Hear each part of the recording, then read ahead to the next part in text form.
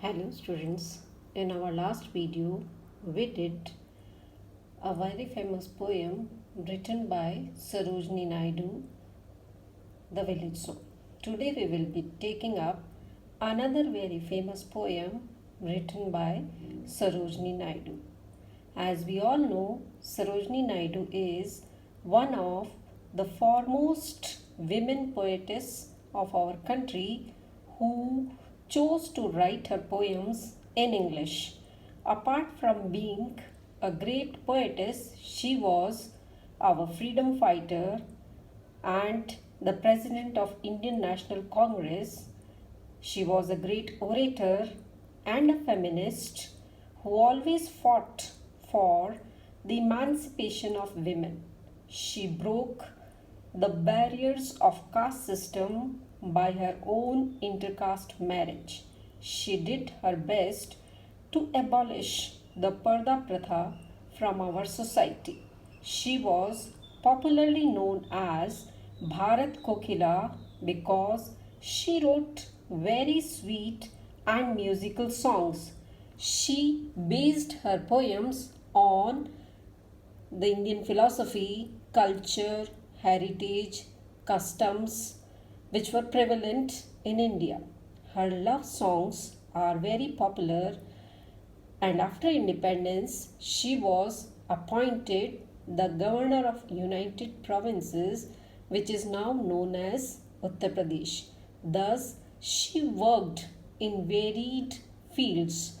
This poem, that is The Soul's Prayer, is a philosophical in content. The problems of life and death have always baffled or confused the philosophers. The problems of life and death, which are mysterious, the poet wants our Maker, that is the God, to reveal the innermost laws of life and death. No human being knows the secrets of life and death. These are known only to God.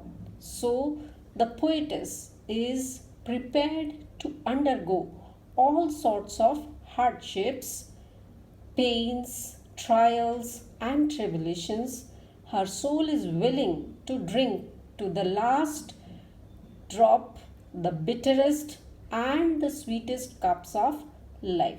At all cost, she wants to acquire the complicated knowledge of love and life as well as the mystery of death.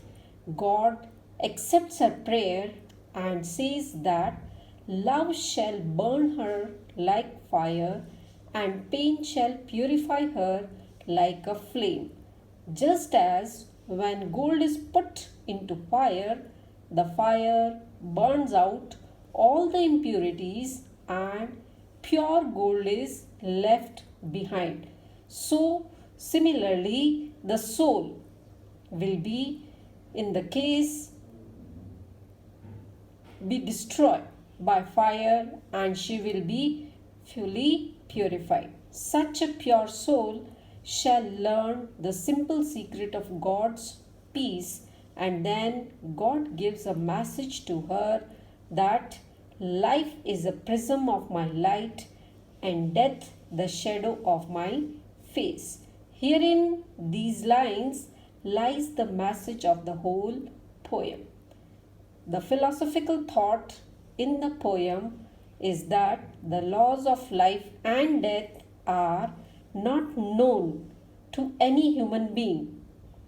Only the Almighty God knows these secrets, and those who want these mysteries, they have to undergo great hardships and perform tapasya. We should be prepared to suffer all kinds of hardships in order to know these mysteries of the world. So, now we will take up the text of the poem. The Soul's Prayer, written by Sarojini Naidu. In childhood's pride, I said to thee, O thou who madest me of thy breath. So, in this lines, the poetess is addressing in pride and innocence of childhood to the Almighty, the Maker, our God. She says, O thou who madest me of thy breath. Means, O thou stands for God, who made me out of your breath. As we all know, we are all creatures created by God. So she is addressing the God. Speak, Master, and reveal to me thine inmost laws of life and death. So she is here asking, or she is urging God to reveal the mystery of life and death, which is known to God only. Give me to drink each joy and pain. Here in these lines, the poetess, she is saying that she is keen to drink the bitterest and the sweetest things of earth, which means that she is ready to undergo all sorts of hardships which thine eternal hand can meet. Means whatever God has to give, she is ready to accept. For my insatiate soul would drain earth's utmost bitter, utmost sweet. Means she says that her insatiate means unsatisfied soul is ready to drink to the last drop of joy and pain. As we all know that life is a mixture of good and evil, bitter and sweet. She makes a fervent appeal to reveal the secret, and she is ready to undergo all sorts of pain. Lord, she says, spare me no bliss, no pangs of strife. Spare means to keep away from her any heavenly joy or pain of struggle. Spare me no bliss. Bliss stands for heavenly joy. Or strife means the pain of struggle. Withhold no gift or grief I crave. I crave means I desire to have. So she is praying not to restrain any sort of gift or grief from her. The intricate lore of love and life. Intricate means the complicated facts about love and life which she wants to know. And mystic knowledge of the grave. Grave stands for death. The secret hidden behind death. She desires to have or acquire the complicated knowledge of love and life and death. In the next stanza, she says, Lord, thou didst answer stern and low. So, she is saying in these lines that God was pleased by her soul's prayer, and he at last agreed to reveal to her the secret of life and death. Thou means God. Didst answer means God did answer her prayers in stern and low, means in a strict and low voice with affection. The prayer of her soul has been accepted by God. And now this poem, which is written in a dialogue form, God is answering her.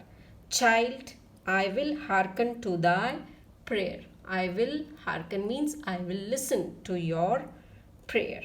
And thy unconquered soul shall know, and thy means your soul will know all excessive joy and pain which she desires to have, all passionate rapture and despair.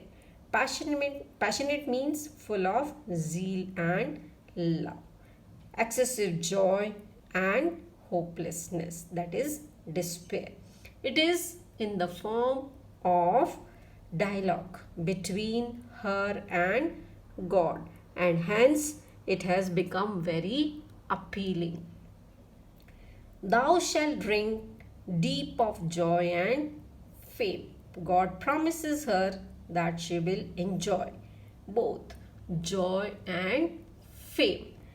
And love shall burn thee like a fire. Means she will experience love.